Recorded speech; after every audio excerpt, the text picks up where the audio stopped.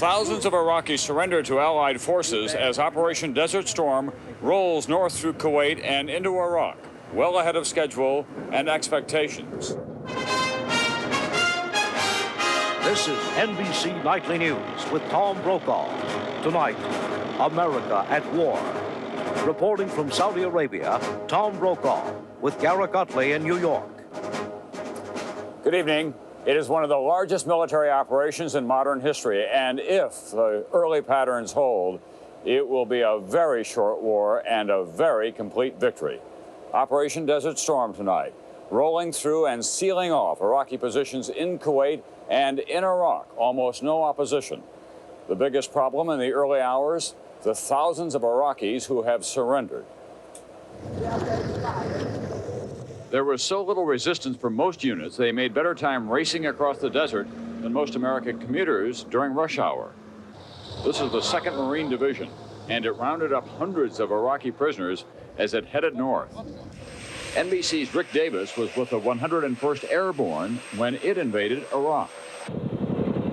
2,000 members of the 101st Airborne landed by helicopter 70 miles inside Iraq. They carried with them a wide arsenal of weapons, including vehicles mounted with TOW missiles.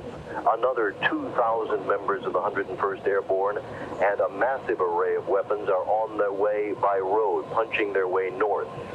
They are, at this point, behind the Revolutionary Guards. They are doing so well that they're running into very little opposition, and those they are meeting are surrendering. The 18th Army Artillery invaded Iraq as well, sending round after round into enemy positions. Young American gunners were eager to complete the battle. We have to go kill people, but that's the only way we're getting home. I see it's either them or me. The big guns of the USS Missouri, a holdover from World War II, were hard at work from the sea, concentrating on the Kuwaiti coastline. The third leg of the air-land-sea battle plan. F-16 attack planes, which flew close air support for the troops on the ground. One Marine plane was reported lost today. Saddam Hussein did try another Scud attack on the Saudi capital of Riyadh, and again, the Patriots successfully intercepted. Along the road to Kuwait City, it looks as if the battle has been going on for days, not hours. The destruction is so complete. American military commanders caution the toughest fighting is yet to come. But tonight, they're well ahead of schedule and keeping the pressure on Saddam Hussein. I would hope that the son of a gun would wake up and smell the coffee, frankly, but we'll just have to wait and see.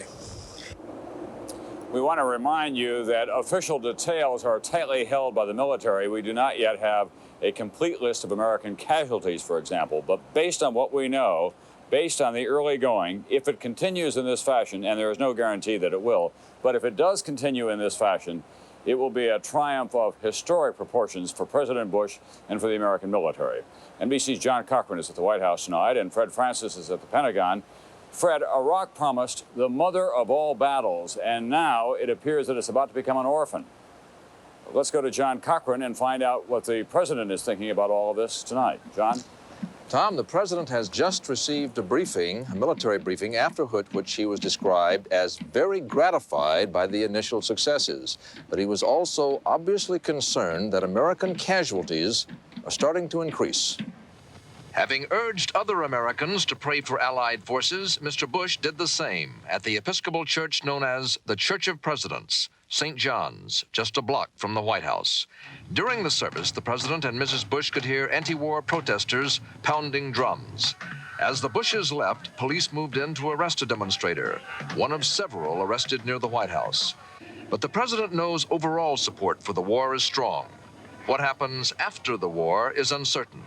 Who, for example, protects Kuwait after the Iraqis are expelled? On Meet the Press, Bush's national security advisor said, this is one job that can be done without Americans. Certainly, we must have a force around the borders of Kuwait in order to preserve the security of that state. But that might very well be able to be done by Arab forces. Today, the Soviets criticized Bush for turning down Moscow's request to delay the attack a day or two. U.S. officials say new reports of atrocities by Iraq forced Bush to move. It was rounding up and executing Kuwaiti citizens, holding some of them hostages as human shields. And the big question, what does the future hold for Saddam Hussein? Assuming that he suffers a crushing defeat, does this lower the chances that Saddam can survive politically? Hopefully. More than hopefully? I think the result will be an Iraq with seriously diminished military capability, but still with some defensive capability. U.S. officials tell NBC News they would not be surprised if the Emir of Kuwait is back in his homeland tomorrow, Kuwait's National Day, the Kuwaiti equivalent of July 4th. Tom? Thank you, John Cochran. At the White House, the residence of the Commander-in-Chief. Now let's go across the Potomac to the Pentagon and NBC's Fred Francis, who has the military equation for us tonight. And Fred, what did happen to the Iraqis? Well, Tom, the first battle reports received here in Washington made it seem as if the Iraqi army was observing a curfew. Few of the Iraqis came out to fight, and most of those who did surrendered quickly.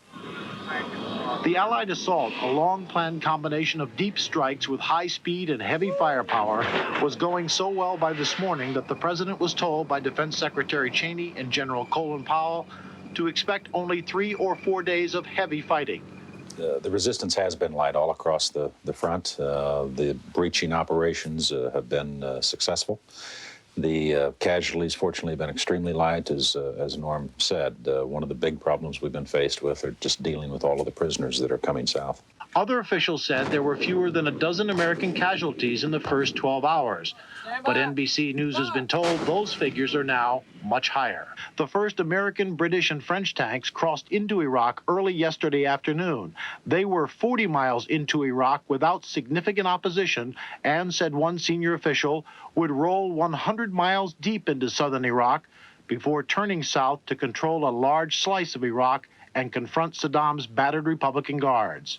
We have no interest in occupying Iraq, but we've also said that there won't be any sanctuary inside Iraq for those forces that have been involved in occupying Kuwait. With the largest armored columns in the north, American and Allied forces in the south are in the process of splitting much of occupied Kuwait into battle zones to encircle Saddam's forces in several areas and block them with thousands of troops flown into southern Iraq by helicopter.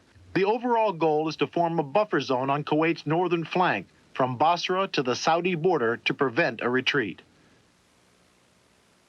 Well, Tom, that is the military goal. The political goal is to destroy or capture the army which keeps Saddam in power, to be able to craft the terms of the peace in the wake of Iraq's defeat. Tom?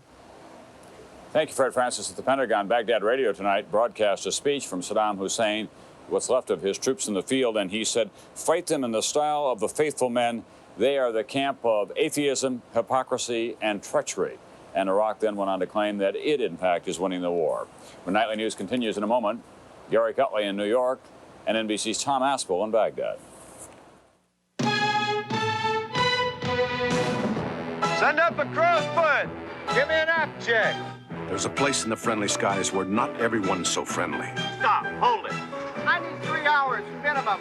Check it out. Over 9,000 mechanics of United Airlines work here. Give me a mini grinder. They're picky, fussy, stubborn. But if you fly, they're the best friends you'll ever have. United, rededicated to giving you the service you deserve. Come fly the friendly skies. How fast does Dristan nasal spray start working to... An Allied attacks and inflicting casualties, heavy casualties. It may not be the truth at all, but it is the news in Baghdad tonight, and Tom Aspel is there. Right after dark, Baghdad was attacked again from the air. A reminder to the city that even though the ground war may be 400 miles to the south, the air war is still very much a danger. Throughout the day, Iraqis had listened for news of their army's progress against the offensive from the U.S. and its allies. 6 hours after the attack began, Saddam Hussein spoke on Baghdad radio. Bush and Fahd of Saudi Arabia have stabbed us in the back, he said, but God is on the side of Iraq. He told his people to fight with every means at their disposal and promised victory over the invaders. Official military communiques began mentioning the ground war after midday. The first, issued by the Iraqi High Command, spoke of attacks on 6 Iraqi divisions in the Southern War Theater and said that the Iraqi forces were holding and inflicting heavy casualties on the Allied forces.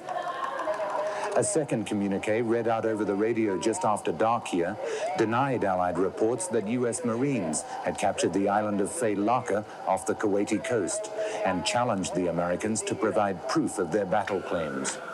Here in Baghdad, Iraqis are paying close attention to news of the battle on their radios. There's hardly a family in the capital which doesn't have a man at the front. They feel their country's future now hangs in the balance. Tom Aspel, NBC News, Baghdad. The Gulf crisis and now the war itself have divided the Arab world. Egypt and Syria side with the United States and its allies and have committed their troops. On the other side, Arabs who chose to side with Saddam Hussein. For them, tonight is a time for a painful reappraisal, or perhaps just for frustration and anger. An example, Jordan. Dennis Murphy is in Amman tonight. Dennis? Garrick, it's very near time now to sort out winners and losers in the Arab world. Jordan seems dazed by it all. Most people here realize Saddam is being crushed, and they're in the loser's corner. 50 women chanted outside the U.S. Embassy here today. American citizens were advised to stay at home and exercise extreme caution. The Arabic newspapers condemned the United States for brushing off the last-minute Iraqi offer to withdraw from Kuwait. George Bush is a hated man on some streets here.